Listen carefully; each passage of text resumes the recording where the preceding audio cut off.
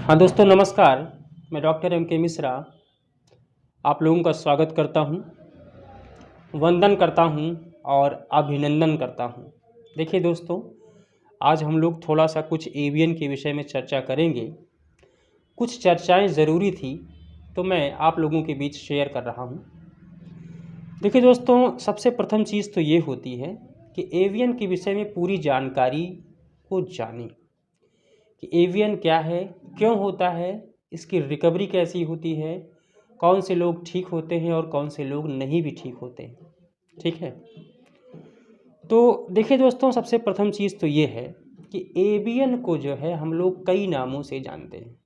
जैसे कि पहला हमारा हो गया एवास्कुलर नेक्रोसिस, दूसरा हो गया avascular necrosis of femoral head, तीसरा हो गया ऑस्टियोनेक्रोसिस, चौथा हो गया एज़केमिक बोन नेक्रोसिस और पांचवा हो गया एसेप्टिक नेक्रोसिस। तो मोस्टली हम लोग इसको कई नामों से जानते हैं और नेक्रोसिस का मतलब ही होता है सड़न होना, ठीक है, कोलैप्स होना। तो आप लोग ये जानते हैं, देखो कि इस डिसीज़ में क्या होता है कि आपका जो कूल्हे का जोड़ होता है, जो हमारा फीमोरल हेड होता है, वो धीमे धीमे गलना चालू हो जाता है। ठीक है ना। तो अब ये मान के आप चलें कि भाई जैसे मतलब ये है कि ऐसा क्या होता है, ऐसी कौन सी कमियां हो जाती हैं कि हमारा जो है, जो फीमोरल हेड है, ये गलना चालू हो जाता है। तो देखो दोस्तों, सबसे पहले हम लोग ये जानेंगे कि ऐसी क्या चीज़ें हैं। भाई लोग ये बताते हैं कि इसमें बहुत सारी कमियां हो जाती हैं। किसी को जो है चोट लग गई, ठीक है, ड्रिंकिंग पीने से, स्टेरॉयड लेने से, पेन किलर लेने से तमाम तरह की दिक्कतें आती हैं, जिससे हमारी ब्लड की सप्लाई जाम होती है। तो देखो दोस्तों, सबसे प्रथम चीज़ ये है कि बहुत सारे लोग ड्रिंकिंग करते हैं, लेकिन सबको तो एवीएन नहीं होता है, लेकिन कुछ लोगों को एवीएन हो जाता है। तो देखिए, सबकी बॉडी जो है, बॉडी का रिएक्शन अलग अलग होता है।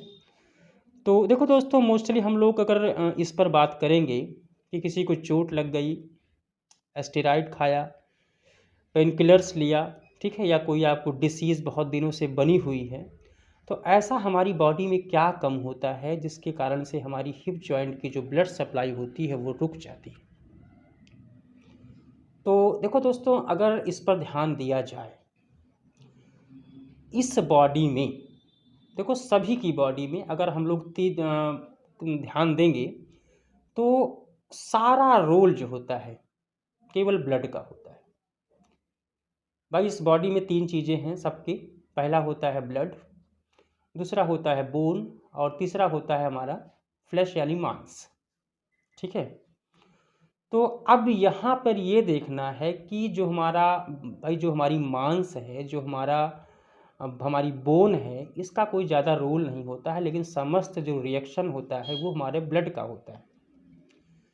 तो ब्लड में ऐसी कौन सी कमियां आ जाती हैं जिसके कारण से हमारी जो है ब्लड सप्लाई जाम होने लगती है, ठीक है, उसमें क्लॉटिंग होने लगती है और आगे चल के जो है ये सिस्टम हमारा इसका ख़राब हो जाता है, हिप जॉइंट का। तो देखो दोस्तों, सबसे प्रथम चीज़ जाने, जो आपका फीमोरल हेड होता है, ठीक है ना, उसमें चार तरह की आर्टरीज पाई जाती हैं। पहला होता है ऑब्ट्यूरेटर आर्टरी, दूसरा होता है प्रोफंडा फीमोरिस आर्टरी, तीसरा है सुपीरियर ग्लूटियल आर्टरी और चौथी हमारी होती है इन्फीरियर ग्लूटियल आर्टरी। ये चार आर्टरीज होती हैं जिनके माध्यम से हिप जॉइंट में ब्लड सप्लाई जो है जाती है। ठीक है, अब जो है ब्लड सप्लाई हमारी जाम क्यों होती है? विभिन्न कारणों से दोस्तों, चाहे वो स्टेरॉइड से हो, पेन किलर से हो, ठीक है, या फिर किसी दवा से हो, वाइन से हो, किसी भी कारण से हो। मोस्टली अगर ब्लड में देखा जाए तो हमारे ब्लड में there are a lot of elements in our blood which are in a equal proportion. ठीक है, जो हमारे ब्लड में एलिमेंट्स पाए जाते हैं, इनका एक निश्चित अनुपात होता है और जब भी इनका अनुपात गड़बड़ होगा तो इनकी क्रियाओं में एक डिफरेंस बनेगा और तभी हम डिसीज के चपेट में आएंगे और मान के चलना कि हमको विभिन्न तरह की बीमारियां फिर हो सकती हैं। जैसे कि जो हमारे कूल्हे का जॉइंट होता है, मोस्टली ये डिपेंड करता है इन एलिमेंट्स पर। जैसे कि हमारा जो 1000 ग्राम ब्लड सेल्स में आयरन जो होता है 0.998 ग्राम पाया जाता है, ठीक है। और जो हमारा सोडियम क्लोराइड होता है 5.545 ग्राम 1000 ब्लड सेल्स में पाया जाता है। कैल्शियम जो होता है 0.094 ग्राम पाया जाता है। पोटेशियम क्लोराइड जो होता है 3.235 ग्राम पाया जाता है, ठीक है। हमारा जो सोडा होता है वो होता है 0.633 ग्राम पाया जाता है 1000 ब्लड सेल्स में। तो इस तरह से हमारे ब्लड में बहुत सारे एलिमेंट्स पाए जाते हैं जो कि ब्लड सप्लाई के लिए जिम्मेदार होते हैं। अब विभिन्न कारणों से हम लोग जो है कहीं से स्टेरॉइड लिए, कहीं से पेन किलर्स लिए, हमको चोट लगी, ठीक है। अब चोट लगती है तो क्या होता है, चोट लगी है तो जोर से झटका लगता है, झटका लगने में क्या होता है, स्वेलिंग आ जाती है, और स्वेलिंग आ गई तो छूने में दर्द होगा फिर आपको। तो यहाँ पर क्या हुआ, सीधा सीधा आयरन कम हुआ, ठीक है, आयरन के एलिमेंट्स खत्म हुए। तो हमको क्या होता है कि मेन रिकवरी यही है कि जो हमारा आयरन कम हुआ है उसको फिर से हम लोग जो है बैलेंस कर दें, तो फिर से हमारा वो चीज़ सिस्टम जो होता है यानी कि बिल्कुल रिकवरी में आ जाता है। तो देखो दोस्तों, मोस्टली ये होता है कि जो हमारे ब्लड में एलिमेंट्स पाए जाते हैं इनका जो रेशियो होता है, अगर इस रेशियो से इनका मतलब सिस्टम ये कम हो गए तो हमारे हिप जॉइंट्स में जो है ब्लड सप्लाई का सर्कुलेशन धीमे धीमे जाम होना चालू हो जाता है। और धीमे धीमे अब ये होता है कि देखो किसी की बॉडी में एक एलिमेंट कम होते हैं, किसी में 2 हो जाते हैं, किसी में 3 हो जाते हैं, किसी में 4 हो जाते हैं, किसी में 5 हो जाते हैं, किसी में 6 भी हो जाते हैं, और किसी की बॉडी में तो बहुत सारे एलिमेंट्स भी कम हो जाता है, ठीक है।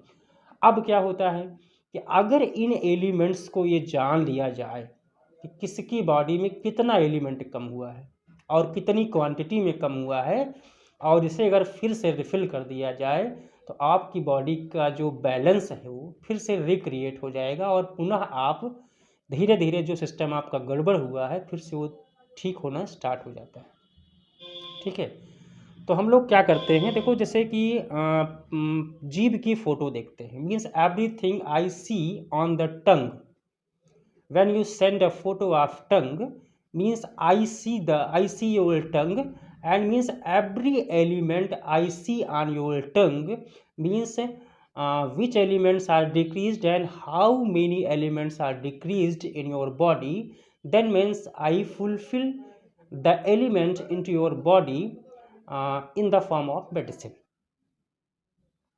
तो जो एलिमेंट्स दोस्तों आपकी बॉडी में कम होते हैं, हम लोग जो है उसको आपकी जीभ की फ़ोटो के आधार पर, यानी जीभ की फ़ोटो में क्या होता है, देखो जीभ की फ़ोटो सबकी जीभ का रंग अलग अलग होता है, तो हम लोग ये जो है रंग के आधार पर, कलर के आधार पर उसका निर्णय करते हैं कि किस एलिमेंट की कमी से आपकी जीभ का रंग जो है चेंज हुआ है, तो उसको ये जान लेते हैं।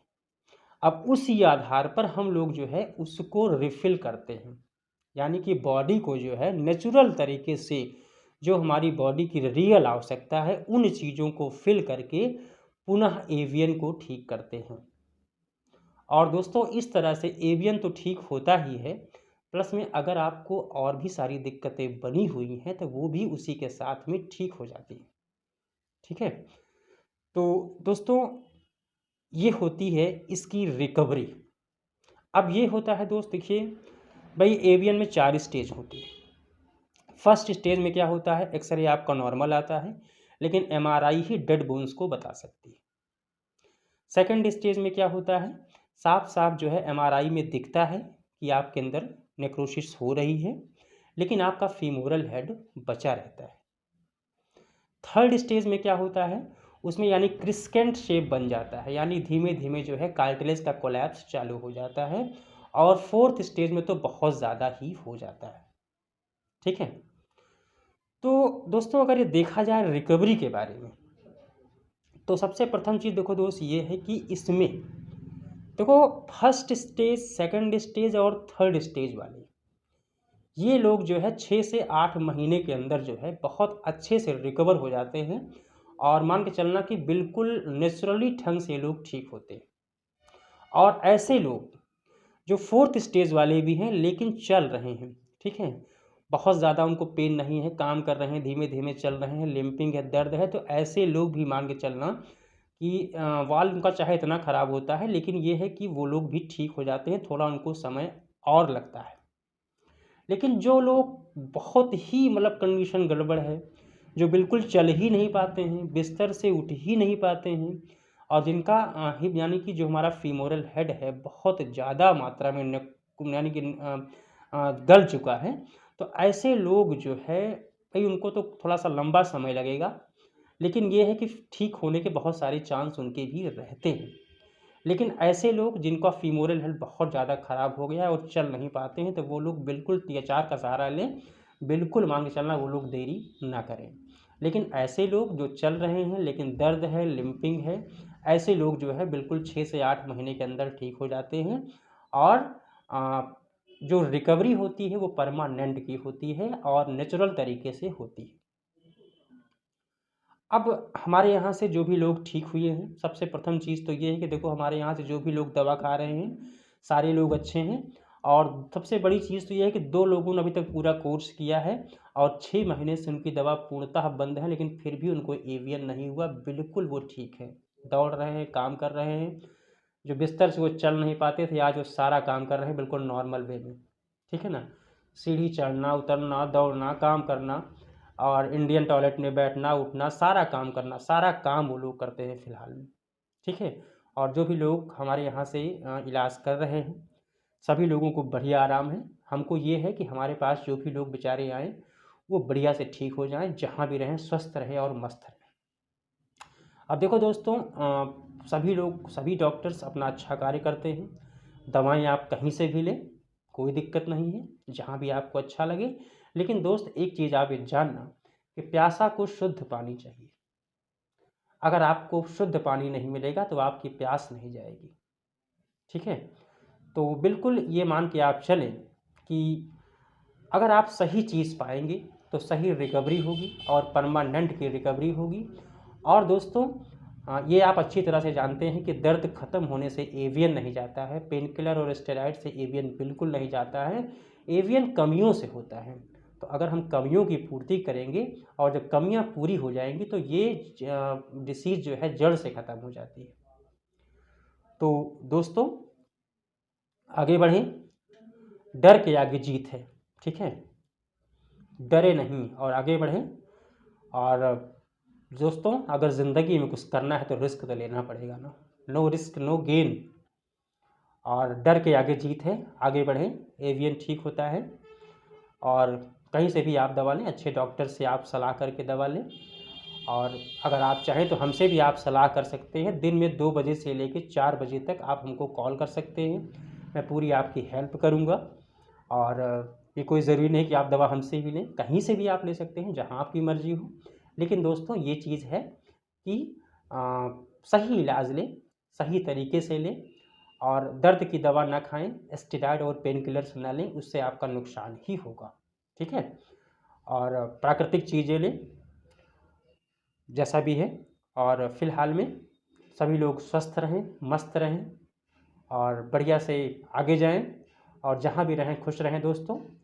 और जैसा भी है बाकी आप लोग समझदार हैं, जैसा भी है आप काम कर सकते हैं, आगे बढ़ें और ज़िंदगी में सब कुछ हासिल करें। और बहुत बहुत धन्यवाद, प्रभु आपको आगे बढ़ाए, बिल्कुल ठीक रहें। धन्यवाद।